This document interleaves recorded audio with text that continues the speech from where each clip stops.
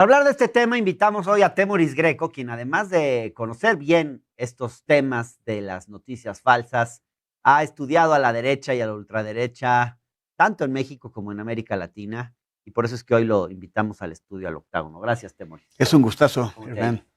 Bien, bien. Qué bueno. Oye, pues mira, este tema, yo revisé algunos estudios, por ejemplo, un estudio de la Universidad de Nueva York, que muestra que las noticias falsas, ahí lo tenemos en pantalla, las noticias falsas de la extrema derecha son las más eficientes al momento de generar interacción con los usuarios.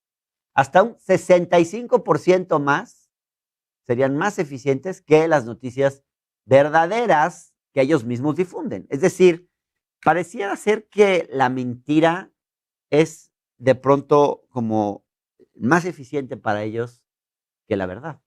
Es que, bueno, cuando tú escuchas un rumor, algo escandaloso, ¿no? O sea, por ejemplo, imagínate que en el fondo el presidente López Obrador tiene a Rosario Robles en la cárcel porque estaba enamorado de ella y ella lo despreció. O sea, es que en serio, esto es mucho más interesante para la gente que el desmentido. O sea, tú difundes un bulo de estos, una mentira, y se comparte así, como leña, Como pan caliente. fuego en leña, ¿no? Sí, sí, sí, claro. Y de pronto, cuando ves así, cuando te dicen, oye, ¿qué crees que no era cierto? Es, ay, no sé qué, ya no tienes la necesidad de compartirlo. Y eso es lo peligroso. La mentira vende más que la verdad. Ajá, ajá. Y es un problema para los periodistas y para las periodistas que nos dedicamos a tratar de trabajar con la verdad, ¿no? Ahora, hay algo en las fake news que las hace muy, muy exitosas y que la ultraderecha lo sabe. Y es, muchas de las fake news que hemos visto se basan en la existencia de un prejuicio, ¿no? Un prejuicio que la gente tiene y lo que busca la fake news es tratar de reforzar ese prejuicio. Es lo que se le llama el sesgo de confirmación. ¿Por qué no nos explicas esto? Sí, eso es, o sea, por ejemplo, ¿por qué usan tanto el tema de los gays, ¿no? O sea, de los homosexuales. Si te fijas Como lo de Brasil, en ¿no? muchos de los bulos, no, también en Cast en Chile, ¿no? Ah, También, por ejemplo, toda esta red que se llama QAnon de Estados Unidos, que es pro Donald Trump, sí. que insiste en que existe una red de homosexuales pedófilos que están ahí metidos Hillary Clinton y todo esto, y que están intentando apoderarse del país.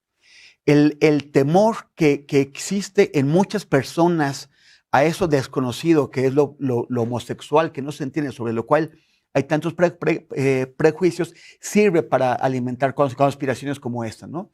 Como antes fueron otro tipo de fake news, o sea, las fake news no acaban de llegar. Antes se decía, por ejemplo, que los rusos, los soviéticos comían niños y mucha gente realmente lo creía. De la misma forma en que incluso Adolf Hitler estaba convencido de que había una conspiración judía masónica comunista. Ajá. Y que Rusia y que los soviéticos eran la encarnación de esa operación judío-comunista para apoderarse del mundo. Sí, sí, sí. Ahora, yo estuve viendo, por ejemplo, un estudio que se hizo, una encuesta que se hizo en Brasil, cuando recordarás en 2015 que estaban todas las manifestaciones contra Contra Dilma Dilma. Rousseff. Y es impresionante cómo la gente que participaba en esas manifestaciones, miles, se habían tragado enteritas varias fake news. Por ejemplo, 71% de ellos creía que el hijo de Lula era socio de un magnate, que era una noticia falsa, completamente falsa, que había circulado. 71%. Luego, 56% creía que el Foro de Sao Paulo, ya ves que este foro que le causa tanta tirria a la derecha, buscaba crear una dictadura bolivariana. Bueno, eso podrías decir que igual está sujeto a interpretación. No es, tal vez no sea exactamente una fake news, pero 53% creía que el PT era el brazo armado de un grupo criminal en Sao Paulo, en la ciudad más importante del país. 42% decía que el PT había llevado a 50,000 haitianos a votar por Dilma Rousseff en la última elección. Fíjate, o sea, asusando prejuicios racistas, asusando prejuicios clasistas, un antipetismo muy fuerte que estaba muy presente en ese momento en la sociedad, todo esto alimentado de falsedades. Entonces uno dice, claro, es que tú puedes terminar sacando a miles, a millones a la calle a partir de fake news, exacerbando sus ánimos y generando un movimiento de movilización que termine derrocando un gobierno. Entonces uno dice, pues con razón, este gobierno necesita salir todos los días a una mañanera que nos guste o no, le sirve al presidente para desmentir, y con razón inventaron esa sección de la señorita Vilchis, que es tan mala la sección, pero bueno, que el propósito se entiende, ¿no? Porque sí se juega un riesgo muy fuerte. Bueno, yo creo que en el caso de Elizabeth García Vilchis, si por lo menos le hubieran dado la preparación adecuada para distinguir entre una fake news y otro tipo de cosas, pues tendría mucha más eficacia, más efectividad al momento de cumplir su propósito, pero no es lo que estamos viendo y comete errores casi cada semana. Pero claro, a ver, ve todo este tema. Han estado intentando, no sé si ya empiezan algunos de ellos a abandonarlo, tomando en cuenta que queda claro que no les ha funcionado. Pero el tema de que vivimos en una dictadura, y estoy viendo, hoy vi algunas personas que me respondieron en redes sociales que este gobierno era el más represor de la historia de México. No hay datos que lo confirmen. Pero no hay nada para, o sea, es que no hay nada parecido. La idea de comparar al gobierno de México con el 68, o sea, como si tuviéramos al ejército con tanquetas en las calles y soldados tirando bazucazos contra las puertas de la universidad. Pero estamos más allá ante el terreno de las interpretaciones y las especulaciones. Es como decir, lo del CIDE va a derivar en, o por ejemplo, cuando Bolsonaro ahora en las últimas semanas ha estado diciendo que el sistema electrónico, y lo mismo que Trump, el sistema electrónico va a fallar y van a hacer un fraude. Bueno, esos son especulaciones a futuro. Pero me parece y que todos tenemos derecho a hacer, pero me parece mucho más grave cuando realmente estás inventándote una noticia. Pero debería haber algo que legalmente sancionara eso. Hay muchas especulaciones o sea, que pretenden estar basadas en hechos reales. O sea, la consecuencia de la creación de una información falsa es conducir a percepciones equivocadas sobre las cosas. Bueno, lo del 68. Bueno, a mí me parece una ridiculez, la verdad me parece una ridiculez, pero no es una fake news, es una manipulación informativa, es otras cosas. Pero, por ejemplo, cuando te dicen que un decreto del presidente, que puede ser, que a mí no me gustó ese decreto, lo puedo criticar, pero de ahí a tener un golpe de Estado, sí, no. Hay como un salto, pero o sea, el Atlántico completo, inmenso, ¿no? Inmenso, claro. Oye, ¿hay datos que muestren, por ejemplo, que confirmen? Yo tengo la impresión, o es mi hipótesis, que la ultraderecha y la derecha recurren más a las fake news que a la izquierda.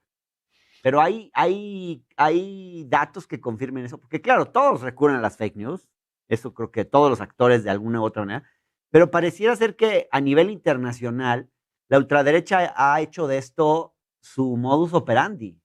Lo que pasa es que depende, o sea, yo creo que hay sectores de la izquierda, hay un espíritu en una izquierda, digamos, honesta, que trata de competir contra esas fake news con noticias reales, ¿no? Y pues hasta cierto punto está en desventaja. Pero también hay muchas izquierdas que no son nada honestas y que finalmente son nada más que encarnaciones con una camiseta roja de la lucha del poder.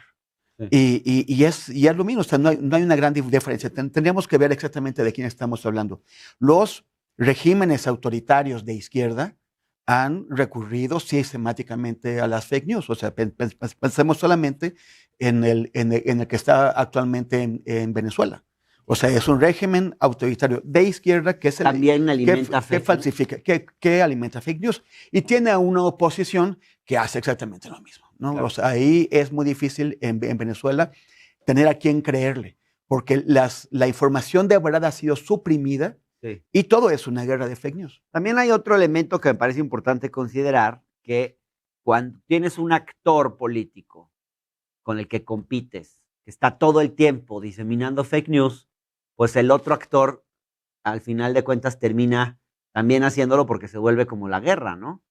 Pero entonces te pones... Por eso hay que regularlo. Pero en ese caso te pones al mismo nivel, ¿no? O sea, cuando te avientan unas fake news y tú... No lo estoy justificando. Y tú respondes con notas, claro. Sí, es entendible, pero no es correcto. No es correcto. ¿Y qué hacemos, Y Temoris? si tú ¿Qué aspiras tanto a se tener puede? a una moralidad superior Claro, a los moralmente derrotados, no hagas lo que hacen los moralmente seguramente. derrotados, ¿no? Pero ¿qué se puede hacer? ¿Cómo se puede regular este tema? Yo lo veo muy difícil porque la línea es muy tenue. Y siempre, o sea, por ejemplo, hace un momento a ti te parecía o sea, decías que la especulación, pues es comprensible, es correcta, pero yo a veces veo que esa especulación está atada a operaciones que no son honestas. O sea, no es alguien que se está poniendo a imaginar qué es lo que está pasando, es alguien que está intentando sembrar un estado de ánimo, Claro. sembrar una situación ahí. Y en qué momento, quién es la persona que lo va a cuidar, quién es la que va a vigilar que todo el mundo diga realmente verdad. García Vilchis, o sea, sería un desastre. Pues sí, ¿no? Un consejo de la comunicación, digamos, formado por quién, por la iniciativa privada, por los dueños de las teles, por los intelectuales, por los periodistas, es muy difícil. Muy difícil. ¿Quién puede tener el control de la Pero verdad? tarde o Eso se temprano parece mucho va a al haber que Gran entrarle al Hermano. tema, ¿no? Porque hay fake news que pueden Que son muy, costar vidas, pues miran ¿no? las fake news sobre las vacunas. Temoris, te agradezco mucho. Muchas gracias por tu Gracias, Hernán. participación. Vámonos a una pausa y cuando regresemos vamos a darles ejemplos de fake news en México con Poncho Gutiérrez, que nos va a ayudar a identificar algunas de las más comunes y más escandalosas que hemos visto. También para que ustedes sepan y no caigan. Hay que saber cómo no caer en una fake news. Ya volvemos.